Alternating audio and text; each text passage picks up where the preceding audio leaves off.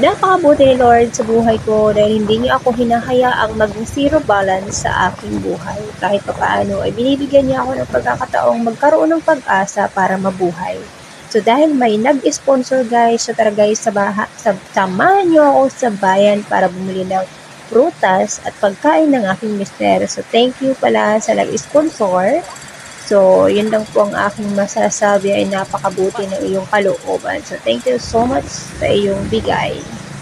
Hindi ko sukat akalain na mabibigyan ako ng ganitong tulong na hindi ko naman hiningi pero binigay ng Panginoon at gumamit siya ng mga tao na pwedeng magbigay tulong sa akin kahit papano ay malaking tulong na ito para sa akin. Sa hirap ng buhay, kailangan pala nating matutunan kung paano mag-budget sa ating pang-araw-araw.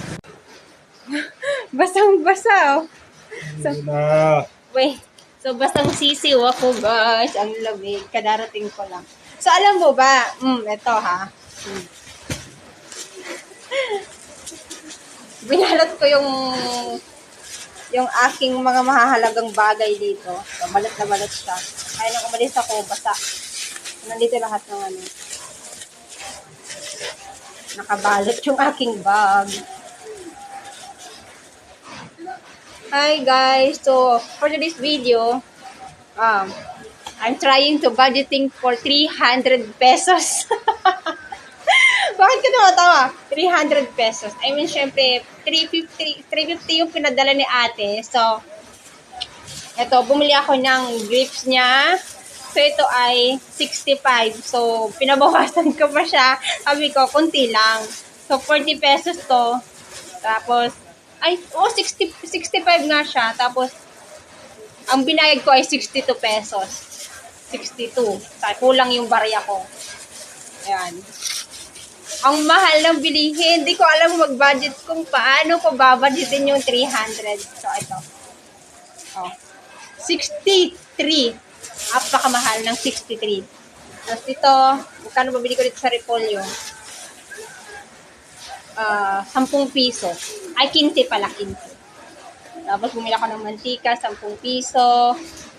Then, binihan ko si mister ng, ang tawag dito, tokwa. Ito ay 30 pesos. Hindi ko alam kung paano ko pagkakasyahin yung 30. So, I'm trying my best to budgeting the 300 to 350 pesos. So, ito ay 25. Itong avocado ay magkano ba ito? Alam mo bang wala akong nabiling avocado, ang mamahal lahat. Tapos, itong nabuksan niya, ito yung binili ko. Ito yung hinog. Magkano ba ito? Basta itong dalawang ito, ang binayaran ko, ito ay 25. Itong peras, binayaran ko lahat dito is 75. 75 tong dalawang to. Ito lang ha, 75. So, nakatawad ako sa kanya ng 70 ka ako. Sa kanya, 70 lang ante ka ako. Sa kailangan kong mag-budget. So, nakabili ako. Nabuksan na lang nila gawa ng walang hinog. Walang hinog doon. So, ito lang yung hinog. So, 70 ito, plus 25 ito. Then, ito is 62. Yan, hindi ko na alam kung paano. Magkwenta na lang tayo dyan. Then, binilan ko si Mr. ng 1/4 na karne. Okay.